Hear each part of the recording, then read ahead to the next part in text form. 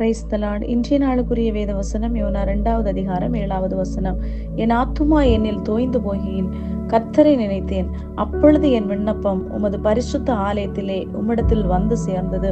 அன்புக்குரியவர்களே, இந்த அருமையான காலை வேளையிலும் அருமைநாதர் இயேசு கிறிஸ்துவின் இனிய நாமத்தில் உங்களை வாழ்த்துகிறேன். கர்த்தர் தந்த நல்ல வசனத்திற்காய் நன்றி செலுத்துவோம்.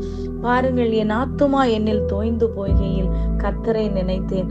ஆத்துமா சோர்வடைந்த நிலைமையிலே இன்று இருக்கீங்களா? கர்த்தரை நோக்கி பாருங்கள். எல்லா விதமான பிரச்சனைகளுக்கும் பாடுகளுக்கும் நம்மை விலக்கி ரட்சிக்க வல்லமை உள்ள தேவனை நோக்கி பார்ப்போம்.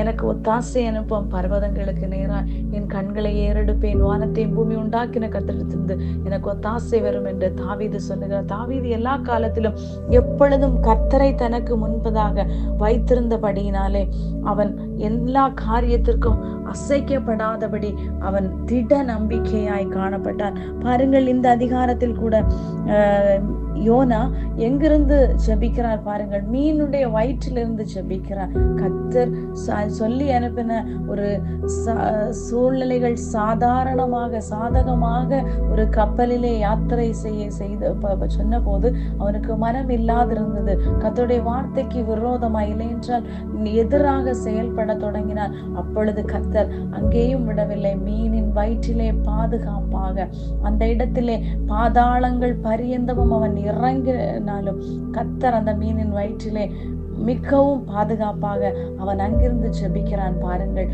அதே போல இன்றைக்கு உங்களுடைய வாழ்க்கையிலே ஏதோ ஒரு சூழ்நிலையிலே கர்த்தருடைய வார்த்தைக்கு மீறி, இல்லை என்றால் ஏதோ தெய்வ சப்தம் கேட்டும் இன்னும் நாம் நம்முடைய சுய புத்தியின் மேல் சார்ந்திருக்கிறோம் என்றால் நினைத்துக் கொள்ளுங்கள், ஏன்னா அவருடைய அனுபவம் நம்முடைய வாழ்க்கையில வராதபடிக்கு கர்த்தர் எப்படியாய் நம்மை நடத்த விரும்புகிறாரோ, எந்த நெருக்கமான சூழ்நிலையா இருந்தாலும், எந்த தீச்சூளையின் அனுபவங்களாய் இருந்தாலும் பாருங்கள், தானியேல், சாத்ராக், மேஷாக், ஆபேத்நேகோ அந்த தீச்சூளையிலே 7 மடங்கு தீயை கூட்டின போதும் அவர்களுக்கு ஒன்றும் பற்றவில்லை. அந்த இடத்திலே கர்த்தர் இறங்கி நின்றார். யோசித்து பாருங்கள், சாதாரண தீயில் நம்முடைய கைப்படும் போது அது வேதனையை ஏற்படுத்துகிறது, அதில் நமக்கு இன்ஜுரி உண்டாகுது. ஆனால் கர்த்தர் இந்த இடத்திலே அவர்களை எவ்வளவு பாதுகாப்பாக பாதுகாத்தார். ஆனபடினாலே எந்த சூழ்நிலை வந்தாலும் அவருக்காக, மரணமே வந்தாலும் அவருக்காக மாத்திரம் நீங்கள் இன்றைக்கு அவருக்காக நின்றால் உங்களுக்காக அவர் எல்லாவற்றையும் சகலவற்றையும் செய்ய வல்லமுள்ள தேவனாய் இருக்கிறார்.